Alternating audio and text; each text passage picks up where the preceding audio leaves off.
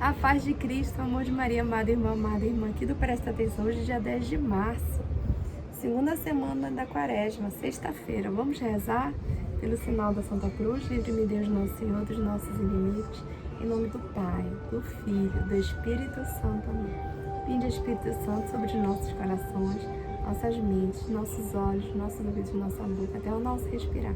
Que tudo venha de Deus e volte para Ele. Amém. Primeira leitura de Gênesis, capítulo 37, versículos de 3 a 4, de 12 a 13a e de 17b a 28. Israel amava mais a José do que a todos os outros filhos, porque ele tinha nascido na velhice, e por isso mandou fazer para ele uma túnica de mangas longas. Vendo os irmãos que o pai o amava mais do que a todos eles, odiavam-no e já não lhe podiam falar pacificamente. Ora, como os irmãos de José tinham ido apacentar o rebanho do pai em Siquém, disse Israel a José: teus irmãos devem estar com os rebanhos em Siquém. Vem, vou enviar-te a eles. Partiu por José atrás de seus irmãos e encontrou-os em Dotaim. Eles, porém, tendo-o visto ao longe, antes que se aproximasse, tramaram sua morte. Disseram entre si: aí vem o sonhador, vamos matá-lo e lançá-lo numa cisterna. Depois diremos que um animal feroz o devorou. Assim veremos de que lhes servem os sonhos. Rubem, porém, ouvindo isso, disse-lhes: não lhe tiremos a vida. E acrescentou: não derrameis sangue, mas lançai-o naquela cisterna no deserto, e não toqueis com as vossas mãos. Dizia isto porque queria livrá-lo das mãos deles e devolvê-lo ao pai. Assim que José chegou perto dos irmãos, estes despojaram-no da túnica de mangas longas, pegaram nele e lançaram-lhe numa cisterna que não tinha água. Depois sentaram-se para comer. Levantando os olhos, avistaram uma caravana de ismaelitas que se aproximava, proveniente de Galaade. Os camelos iam carregados de especiarias, bálsamos e resinas, que transportavam para o Egito. Judá disse seus irmãos: que proveito teríamos em matar nosso irmão e ocultar o seu sangue? É melhor vendê-lo a esses ismaelitas e não manchar nossas mãos, pois ele é nosso irmão e nossa carne. Concordaram os irmãos com o que dizia. Ao passarem os comerciantes madianitas, tiraram José da cisterna e por 20 moedas de prata o venderam aos ismaelitas e estes os levaram para o Egito. Palavra do Senhor, graças a Deus. Então aqui essa história de José do Egito, lembra? Aí nossos patriarcas nós temos Abraão, Isaac e Jacó, né?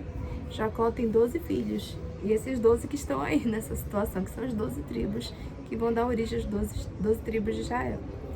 Esse penúltimo filho que ele teve, antes de Benjamim, da sua esposa Raquel, é José. A gente chama José do Egito porque ele vai para o Egito, né? Vocês veem. Então, assim, José era um filho muito querido do seu pai Jacó, que também se chama Israel, né? Depois que ele tem um encontro com Deus, que ele luta com Deus, né? Que Deus machuca aqui a perna dele, a coxa dele, ele fica até meio manco. Ele muda o nome. Então, quando Deus muda o nome de uma pessoa, é uma missão que ele está dando. Entendeu? A partir de hoje, você não vai chamar Jacó, e sim Israel. E aí, gente, esses meninos, eles fazem essa maldade com o irmão deles, né? Por ciúme do pai, né? Por poder, né? Enfim, não nos cabe hoje julgar as 13 tribos, até mesmo porque eles se convertem, viu? Quem não conhece a história, depois eles vão se converter. Aí na história de José do Egito, uma história verdadeira, bíblica, viu, minha gente? Aconteceu de verdade. Aí José é vendido para o Egito, né? Mas Deus estava com ele. José, ele tinha um dom de Deus de sonhar e desvendar sonhos, né? Deus deu essa graça, as pessoas sonhavam, ele desvendava. E lá ele é feito, né? Ele é feito escravo no Egito, só que ele começa a desvendar sonhos lá e até uma hora que ele desvenda do faraó do Egito lá. E aí ele ganha, né? Com o tempo ele vai ganhar, né? Depois passa provações também, mas ele ganha um título de segundo do Egito. Depois do faraó é ele, né? Um governador do Egito. E aí vai ter um tempo de penúria, porque um dos sonhos diz, né, que iam passar 7 anos de muita riqueza, 7 anos de penúria. Então ele era um excelente governador, né? Ele era assim um administrador maravilhoso. Só que passa fome a família dele, os irmãos e o pai. A mãe já tinha morrido. Que a mãe dele, Raquel, morre do parto do irmão mais novo, do caçula dele, do Benjamim. E aí esse povo vai atrás de comida com quem? O José, que era governador do Egito. Que deram outro nome para ele lá, o nome egípcio. Ele já era casado, né? Tinha 2 filhos. E eles voltam lá para pedir comida. E José, né? Primeiro dá uma perrenga para eles, né? Prende o irmão Benjamim, que era o caçula. Mas aí depois ele é tão maravilhoso, gente, José. E ele recebe ali a família dele toda e o faraó aceita e eles têm o melhor do Egito. E os irmãos se convertem, né? Depois eles sofrem muito, gente.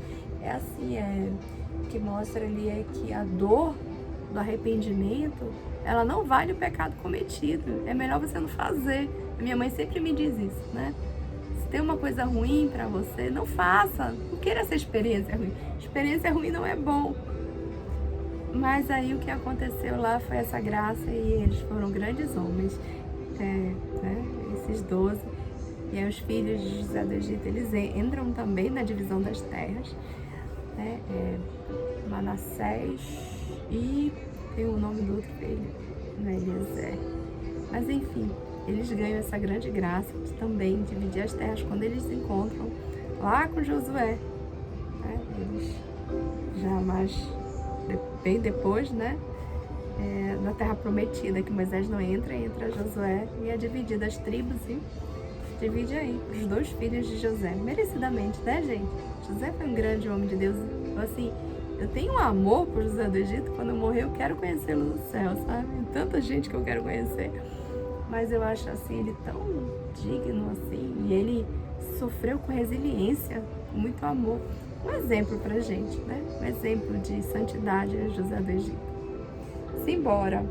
Responsório é o Salmo 104. Lembrai-vos sempre as maravilhas do Senhor. Mandou vir então a fome sobre a terra e os privou de pão que o sustentava. O homem enviara à sua frente José, que foi vendido como escravo. Apertaram seus pés entre grilhões e amarraram seu pescoço com correntes, até que se cumprisse o que previa, e a palavra do Senhor lhe deu razão. Ordenou então o rei que o libertasse, o soberano das nações mandou soltá-lo, fez dele o senhor de sua casa, e de todos os seus bens o despenseiro. É graça de Deus, minha gente. Então, se você está passando assim, ou no trabalho, em casa, uma situação de humilhação, não, espere no Senhor, não tenha raiva de ninguém, não planeje nada contra ninguém, não. Seja como esse grande homem José do Egito, que esperou tudo em Deus e recebeu assim milhões de vezes mais do que se ele tivesse planejado alguma vingança ou alguma situação. Espere tudo em Deus. Ele vai te dar tudo. Eu sempre penso assim, quando alguém faz algum mal contra mim, digo, Senhor, em vez de prejudicar ele, dê a mim 2 vezes. Eu prefiro. Não quero prejudicar nada a ninguém, não. Eu prefiro a graça para mim e para os meus. Assim, eu converso com o nosso Senhor, né? Simbora. Santo Evangelho segundo São Mateus, capítulo 21, versículos de 33 a 43 e de 45 a 46. Jesus Cristo, sois bendito, sois ungido de Deus Pai. Deus, o mundo tanto amou que lhe deu seu próprio Filho, para que todo que nele crê encontre a vida eterna. Naquele tempo, dirigindo-se Jesus aos chefes dos sacerdotes e aos anciãos do povo, disse-lhes: escutai esta outra parábola. Certo proprietário plantou uma vinha, pôs uma cerca em volta e fez nela um lagar para esmagar as uvas e construiu uma torre de guarda. Depois, arrendou a vinhateiros e viajou para o estrangeiro. Quando chegou o tempo da colheita, o proprietário mandou seus empregados aos vinhateiros para receber seus frutos. Os vinhateiros, porém, agarraram os empregados, espancaram, a um mataram, a outro e ao terceiro apedrejaram. O proprietário mandou de novo outros empregados, em maior número do que os primeiros, mas eles os trataram da mesma forma. Finalmente, o proprietário enviou-lhes o seu filho, pensando, ao meu filho eles vão respeitar. Os vinhateiros, porém, ao verem o filho, disseram entre si: Este é o herdeiro. Vinde, vamos matá-lo e tomar posse da sua herança. Então agarraram o filho, jogaram-no para fora da vinha e o mataram. Pois bem, quando o dono da vinha voltar, que fará com esses vinhateiros? Os sumos sacerdotes e os anciãos do povo responderam: Com certeza mandará matar, de modo violento, esses perversos, e arrendará a vinha a outros vinhateiros, que lhes entregarão os frutos no tempo certo. Então Jesus disse-lhe: Vós nunca lestes nas Escrituras? A pedra que os construtores rejeitaram tornou-se a pedra angular. Isto foi feito pelo Senhor e é maravilhoso aos nossos olhos. Por isso, eu vos digo, o reino de Deus vos será tirado e será entregue a um povo que produzirá frutos. Os sumos sacerdotes e fariseus ouviram as parábolas de Jesus e compreenderam o que estavam falando deles. Procuraram prendê-lo, mas ficaram com medo das multidões, pois elas consideravam Jesus um profeta. Palavra da salvação. Glória a vós, Senhor. A pedra que os pedreiros rejeitaram se tornou a pedra angular. Nosso Senhor Jesus Cristo. Quando ele veio, ele foi humilhado, gente. Ele foi judiado, ele foi machucado. Ele passou por todos os sofrimentos que um ser humano poderia passar, toda a humilhação. E assim, ele só fazia o bem. Ele só fazia o bem. Ele só dizia a verdade. A verdade que ele dizia não era para machucar ninguém, não. Era para conversão, para a pessoa, epá, eu estou errado, né? Ele falava muito para os sumos sacerdotes daquele momento, que davam fardos pesados para os outros e não conseguiam carregar. Ou seja, falavam coisas bonitas, mas agiam errado. Mas a hipocrisia. Jesus lutou muito, muito contra a hipocrisia daquele povo, daquele tempo. E hoje não é diferente, viu, minha gente? Hoje a gente continua lutando contra esse mundo que é completamente hipócrita. Completamente. E ele vende a hipocrisia como algo, né, esperto, algo sagaz, algo bom. Gente, nada disso, tudo é ruim. Porque verdadeiramente nós estamos no mundo, mas não somos do mundo.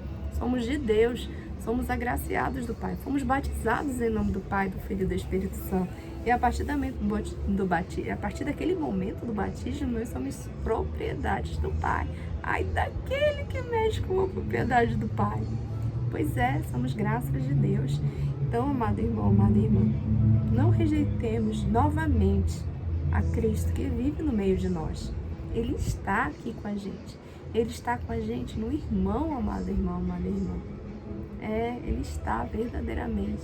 Então, seja Cristo para o irmão. Se você não pode ajudar, não atrapalhe.